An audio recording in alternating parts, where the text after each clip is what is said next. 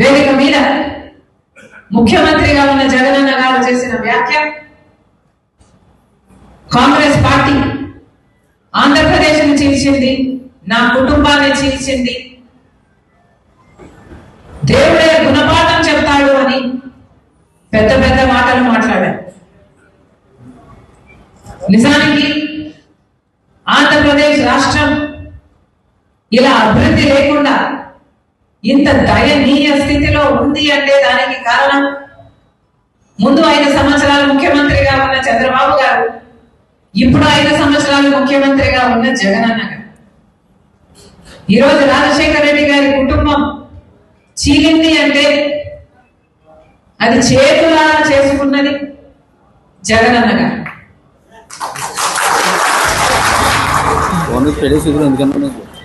దీనికి సాక్ష్యం దీనికి సాక్ష్యం నా తల్లి విజయమ్మ రాజశేఖర రెడ్డి గారి భార్య. దీనికి సాక్ష్యం నా యావత్ కుటుంబం.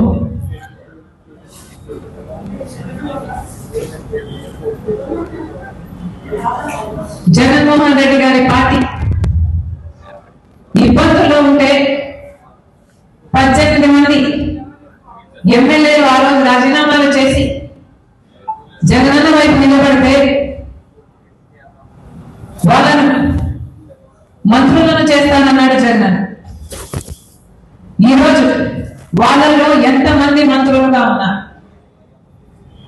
వాళ్ళు రాజీనామాలు చేస్తే అమ్మా నేను వాళ్ళ కోసం తిరిగాను, వాళ్ళ గెలుపుకు పాటుపడ్డారు, వాళ్ళను గెలిపించారు.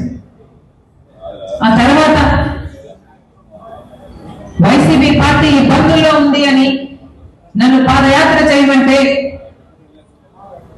నా ఇంటిని వాటిని అన్ని పక్కన పెట్టి నా బిడ్డల్ని సైతం కాదనుకుని ఎండనక వాననక వేల కిలోమీటర్లు నెలల తరబడి రోడ్డు మీదనే పడుకుని 3200 కిలోమీటర్లు పాదయాత్ర చేసింది రాజశేఖర రెడ్డి.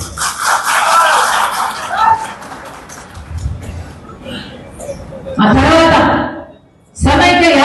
సమైక్య ఆంధ్ర కోసం యాత్ర చేయమని అడిగితే మన ప్రజల బాధ కోసం కదా అని ఆ యాత్ర కూడా చేశారు.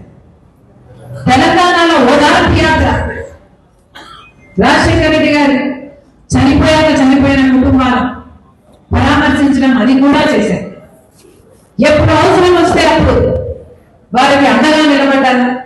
ఏమి కావాలని అడిగితే మాట మాట్లాడకుండా, ఎందుకు అని అడగకుండా, స్వలాభం చూసుకోకుండా, నాకేమిటి అని ఆలోచించకుండా నిస్వార్థంగా మీకోసం ఏది అడిగితే అది చేశారు.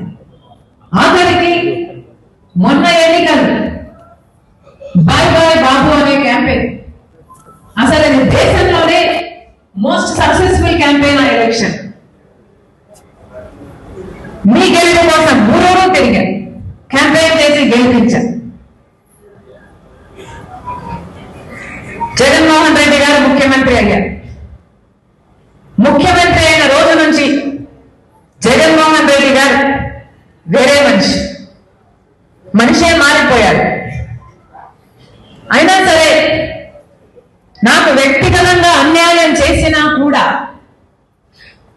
పర్వాలేదు, తాను మంచి ముఖ్యమంత్రి అయితే చాలు, రాజశేఖర రెడ్డి గారి పేరు నిలబెడితే చాలు, రాజశేఖర రెడ్డి గారి ఆశయాలను నిలబెడితే చాలు, ఆయన జోలికి వెళ్ళకూడదు అని, ఆయన నిజంగానే ప్రజలకు మేలు చేస్తాడు అని ఆశించాం. కానీ ఇప్పటికీ దాదాపు 5 సంవత్సరాలు చూశాం. ఈ 5 సంవత్సరాలలో జగన్మోహన్ రెడ్డి గారు, ఆయన పార్టీ, గెలిచిన ఎమ్మెల్యేలు, గెలిచిన ఎంపీలు మొత్తం అందరూ బీజేపీకి పార్టీకి బానిసలుగా మారారు. బీజేపీ పార్టీకి ఒక్క ఎమ్మెల్యే గెలవలేదు, ఒక్క ఎంపీ కూడా గెలవలేదు. అయినా కూడా ఈరోజు రాజ్యం ఏలుతున్నది మన రాష్ట్రంలో ఏ పార్టీ అని చూస్తే అది బీజేపీ పార్టీ. కారణం జగన్మోహన్ రెడ్డి గారు మొత్తం తన పార్టీనే కాదు, రాష్ట్రాన్ని బీజేపీ పార్టీకి బానిసలుగా చేశారు. కాంగ్రెస్ పార్టీ 5 సంవత్సరాలు స్పెషల్ స్టేటస్ అంటే చంద్రబాబు గారు లేదు 10 సంవత్సరాలు కావాలి అన్న. బీజేపీ పార్టీ లేదు 10 సంవత్సరాలు ఇస్తాను అన్న.